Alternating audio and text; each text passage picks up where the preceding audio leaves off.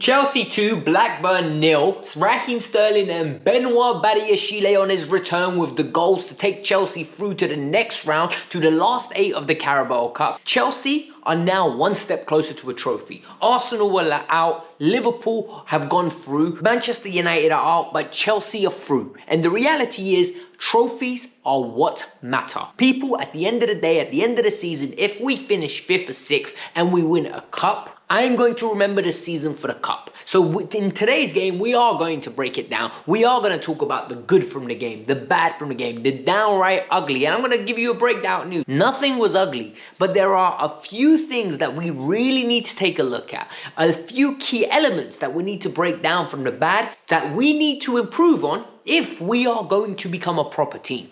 But there are positives that we can take away to become optimistic. Now let's get in. Getting wins for Chelsea Football Club has been very difficult in 2023. So the reality is, I need you lot to do me a massive favor. You should be over the moon, the way I am at this moment in time, that we've actually picked up another W, especially at Stamford Bridge. Some people call it the Brentford Bridge. Can you imagine? The Brentford Bridge, because they're basically occupiers of that stadium at this moment in time. They always come there, 3-point collectors. So I need you lot to do me a massive favor. Hit the like button, subscribe to the channel, and let's get 1,000 likes on this video. But now let's start with the good, because I want to be positive, I want to get on with it, and I want to talk about some good stuff, all right? Number one, I don't think the performance was great today, but we're through to the next round. And like I said, it's all about getting positive results.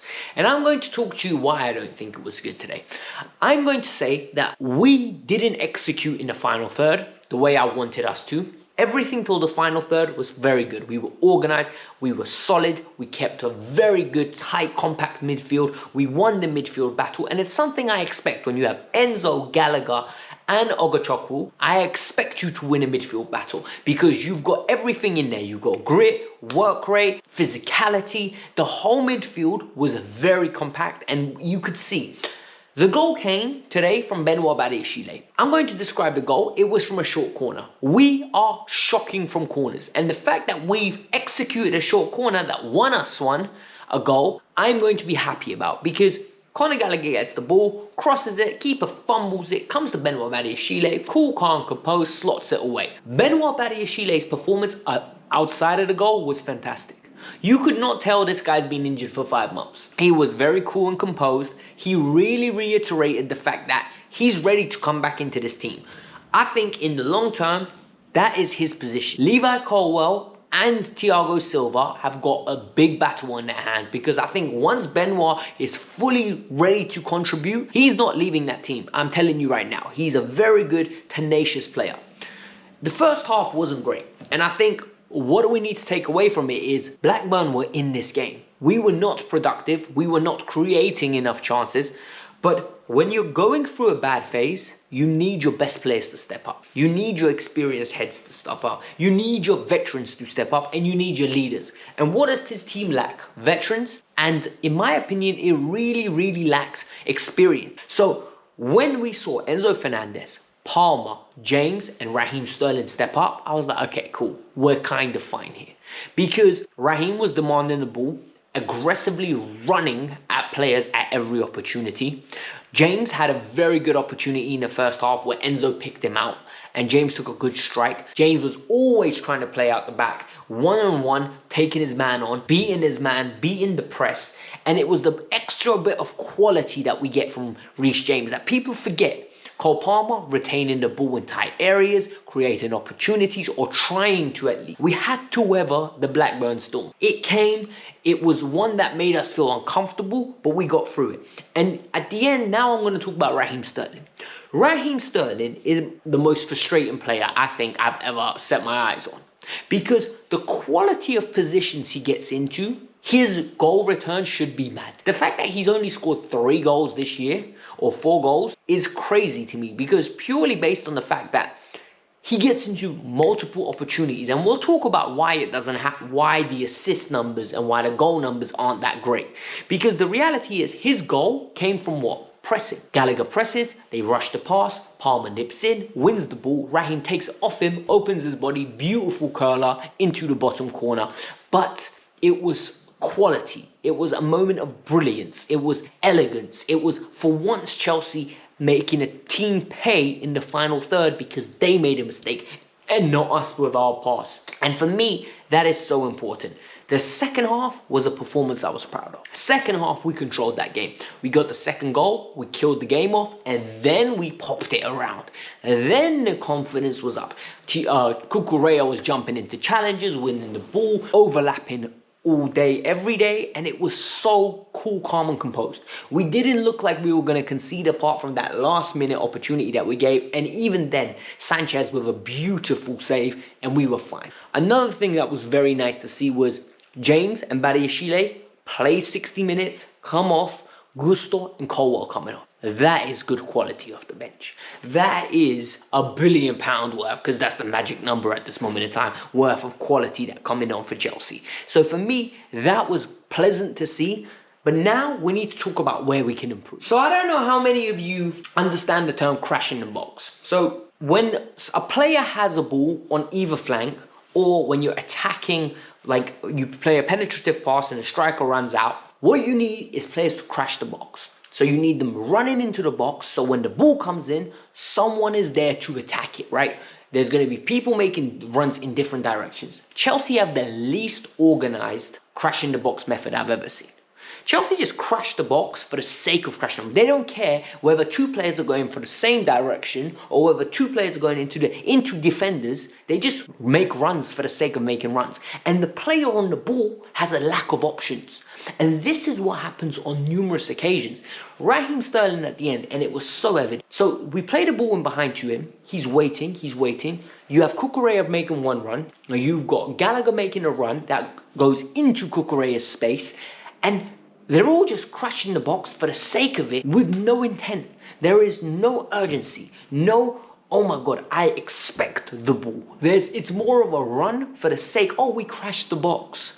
We're doing it. Gaffer, we're doing it. There needs to be impetus. There needs to be, I am going to receive the ball. Because when you have that, you're going to do it with vim. And when you do it with vim, you're going to get opportunities. And we don't have enough. And hence, we don't create enough frequency of chances. And the few times that the runs are good, execution's poor. And that really frustrates me because Raheem Sterling, every now and then you get good execution. But Conor Gallagher, pathetic execution at its finest. In the final third, I don't know what happened to Conor Gallagher. If any of you know, Conor Gallagher went on loan to Charlton in his career, banged goals for fun. Went to West Brom, played in a deeper role, didn't really develop there. Went to Palace and developed very well. Like, I remember the goal he scored against Arsenal, absolute screamer. I remember the Cruyff turn in the box, I think it was either against Fulham or someone. Cruyff turn, beautiful finish. Technically, he looked gifted. Like, I was like, okay, this guy's got something about him. We can flip him and make some money. Now, it's like he's Ji-Sung Park without any technical ability. And it frustrates me because Conor gets into so many good opportunities. And if Conor just adds 10%, 15% into his quality, and you're like, oh my God, we've got a great player on our hand. How many opportunities Conor had to just make the right pass, take a better touch, take a player on. He just doesn't do it. And then people say you're hating on him. No, I just have high standards for Chelsea players. In games of this quality, where the opposition is weaker than you, you need better players on the ball. And I think Conor lacks in that position. Hence why I say for the big games against Spurs, play him. But the games like this, he's not good enough to play. And that's just my personal opinion. He's not technically gifted enough to play. Enzo and Jackson, finishing poor. Enzo Fernandez's shooting is very poor. Like, I'm not even going to I love Enzo Fernandez. I think he's one of my favourite Chelsea players. I think he's absolutely fantastic in every capacity. Problem is, the guy can't shoot. Like, the number of times he gets the ball in and around the box. You look at Ødegaard, even though I think I have my critiques of Ødegaard's game, right? Ødegaard can strike a ball, touch, bang. Enzo really lacks that quality to just put his laces through it and smack it properly. He really struggles to generate power. Everything is straight at the keeper, straight at the keeper's hands, straight at the keeper, wide at the keeper, and everything's slow. He needs a bit more vim. Nicholas Jackson, Raheem gave him a good opportunity, skied the ball. Just lacks confidence, not looking good. And I'm saying this now after a win, and people can say you're being negative. I'm not being negative. I'm being realistic. We were lucky we were playing Blackburn today, because a better quality team could have punished us for that first half opportunities. Then when you create frequency or chances, you need to start punishing teams. We're going to be playing Spurs, and I don't want to get embarrassed. Sanchez as well. Sanchez made great saves, but the passing out the back needs to improve. There was an opportunity, I think it was the 48th minute. Big man, he's got the ball, gives it away again. You didn't learn from the other day. Stop playing stupid passes out the back. Especially, like, lackluster. He's the coolest guy I've ever met. Like, he just does not get frazzled at all.